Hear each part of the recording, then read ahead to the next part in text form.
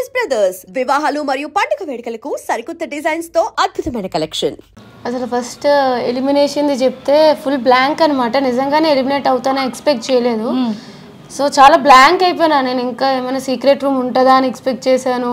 ఆ డోర్ తీసేటప్పుడు కూడా ఇట్స్ లైక్ ఏదో ప్రాంక్ అని అంటారేమో అని ఎక్స్పెక్ట్ చేశాను. తర్వాత బిగ్ బాస్ బజ్కి రెడీ అవ్వండి ఇంకా అయిపోయినప్పుడు అప్పుడు అర్థమైంది అనమాట. ఏవి కూడా ప్లే చేయలేదు కదా నాది. సో అప్పుడు ఇంకా అప్పటికి ఇంకా రియలైజ్ అవుతున్నాను అనమాట, ఓకే ఇట్స్ ట్రూ అని చెప్పి. సో ఇంకా అట్లా అయిపోయింది. టాస్క్లు అన్నిటిలో కూడా పోటీగా ఇచ్చావు కదా. చాలా స్ట్రాంగెస్ట్ కంటెస్టెంట్ లోపల. అసలు నిన్ను ఆ పైన భరణి గారు అది దించడం అనేది అన్ఫేర్ అని క్లియర్గా చెప్పారు నాగార్జున గారు. సో అంటే చాలా టఫ్. ఎక్కడ ఎవరితో టఫ్ ఇవ్వాలో టఫ్ ఇచ్చేసావు, ఎక్కడ ఎవరికి ఆన్సర్ ఇవ్వాలో ఇచ్చావు, మళ్ళీ ఎలాగ కలిసి ఉండాలో అలా అందరితో కలిసి ఉన్నావు కదా. సో నీకు ఎంట్రీ జర్నీ ఏమనిపించింది? ఫస్ట్ 2 వీక్స్ ఎక్కడో నచ్చలేదు ఆడియన్స్కి. సో ఫీడ్బ్యాక్ వచ్చింది, చేంజ్ చేసుకోవాలి అనిపించింది. సో చేంజ్ చేసుకున్నా, నచ్చుతూ వచ్చా, ఆడియన్స్కి కూడా అది నచ్చింది, సపోర్ట్ చేస్తూ వచ్చారు. బట్ 100% టాస్క్లు అంటే నాకు వీలైనంత వరకు నాకు ఫిజికల్గా ఎంత సపోర్ట్ చేస్తే అంత ఆడుతూ ఉంటాను.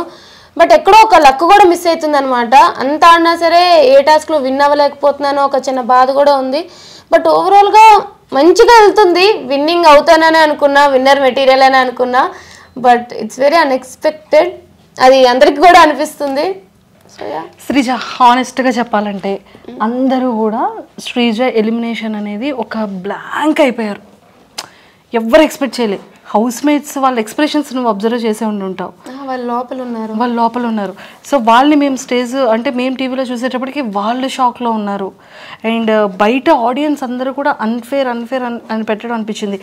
అందరి ఒపీనియన్ ఇలా ఉంటే నీ పర్సనల్ ఒపీనియన్ ఏమనుకుంటున్నావు అండ్ జనాలకి ఏం చెప్పాలనుకుంటున్నావు?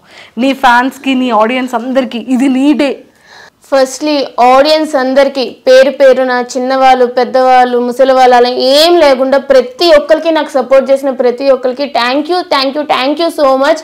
అసలు నిజంగానే మీ సపోర్ట్ వల్ల నేను ఇంకా ముందుకు వెళ్తానని ఎక్స్పెక్ట్ చేస్తూనే ఉన్నాను. బట్ మీరు అనుకోలేదు, నేను అనుకోలేదు ఇంత త్వరగా నన్ను బయటకు చూస్తారు అని చెప్పి. బట్ నేనైతే నాకు సపోర్ట్ చేస్తున్నందుకు, నాకు సపోర్ట్ చేస్తూ ఇప్పుడు కూడా చేస్తున్నందుకు అయితే మీకు చాలా రుణపడిపోయి ఉన్నాను అనమాట. సో అలానే స్టార్ మాకి, జీ హాట్స్టార్కి కూడా నేను థ్యాంక్ యూ చెప్పాలి. ఈ సీజన్లో కొత్తగా ఒక కామనర్స్కి ఛాన్స్ ఇచ్చి వాళ్ళకి కూడా ఒక బిగ్ బాస్ అనేది అందరికీ ఒక ప్లాట్ఫామ్ అనేది ఒక ప్రక్రియ పెట్టి తీసుకున్నందుకు నిజంగా వాళ్ళకి కూడా థ్యాంక్ యూ చెప్తా. అండ్ నాగార్జున సార్కి కానీ, హోస్ట్లకు కానీ, అసలు మొత్తం టీం అందరికి కూడా థ్యాంక్ యూ. బట్ మెయిన్లీ ఏంటంటే మీకు. సో ఒకటే చెప్పగలను, బయటకు వచ్చేసాను. బట్ మీ సపోర్ట్ ఎప్పటికీ నాకు ఉంటుందని ఆశిస్తున్నాను. మీరు సపోర్ట్ చేశారు, కలిసి నా గేమ్ చూసి మీరు సపోర్ట్ కోసం నేను ఆశించి ఇద్దరం కలిపి విన్నర్లో చూద్దామని అనుకున్నాము. బట్ అన్నీ అనుకున్నట్టు జరిగితే లైఫ్ అనేది అవ్వదు కాబట్టి ఇట్లా అయ్యిందనమాట. బట్ ఇంక పెద్దగా చెప్పేదేం లేదు. నేను కూడా థ్యాంక్ యూ అంతే. నీ పేజెస్లో కానీ, బిగ్ బాస్ పేజెస్లో కానీ, నీ ఫ్యాన్ పేజెస్లో కానీ పవన్ కళ్యాణ్ ఏడుస్తూ ఉంటే వాడిని ఇలా ఓదార్చి బెడ్ పైన కళ్ళు తుడిచి నిన్ను కెప్టెన్ చేసే బాధ్యత నాది అని చెప్పావు, నెరవేర్చేసావు. బయట కూర్చొని నీకు ఇద్దరున్నారు సపోర్ట్ చేయడానికి, నన్ను అందరూ టార్గెట్ చేసేసారు, నాకు ఎవ్వరూ సపోర్ట్ చేయలేదు అని బాధపడ్డావు. అంటే నీకు ఆ ఎల్లోన్ ఫీలింగ్ ఎందుకు వచ్చేసింది ఒక్కసారిగా? అంత ఎందుకు ఎల్లోన్ అయ్యావు?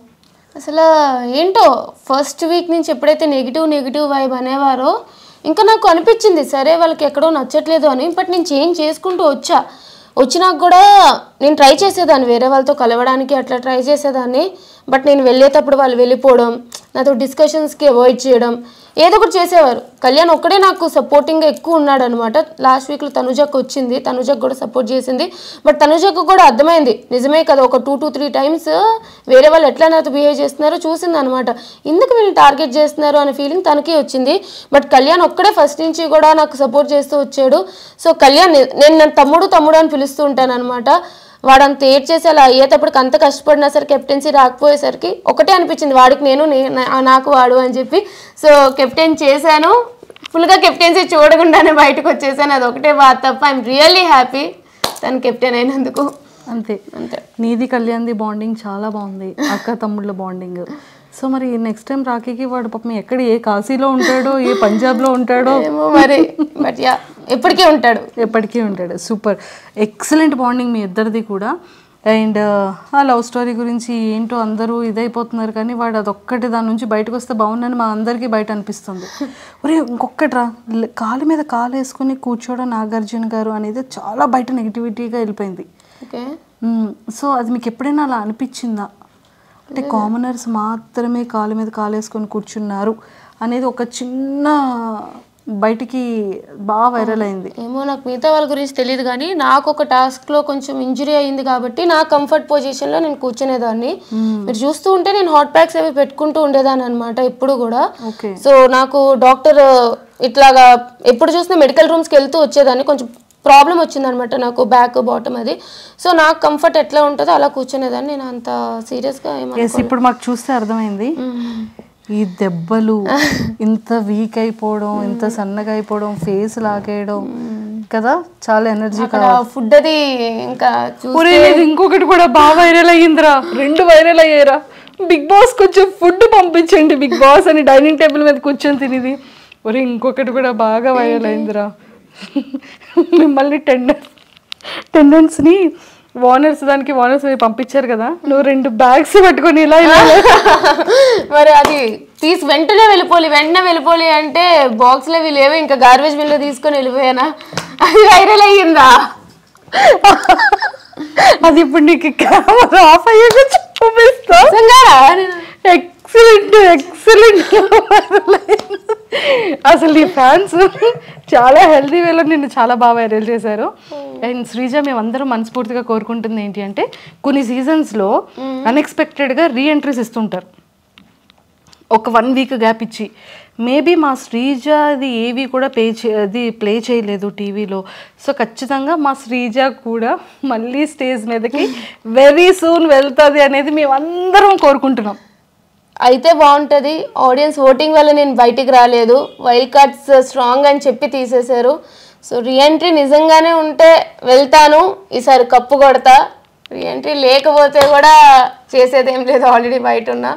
బట్ యా అంతే. లేదు, నీ జర్నీని నేను మన ఛానల్ త్రూ అందరికీ చూపించాను, పేరెంట్స్ అందరి ఇంటర్వ్యూ చూశాను. వాట్ యూ ఆర్ అనేది మా అందరికీ తెలుసు.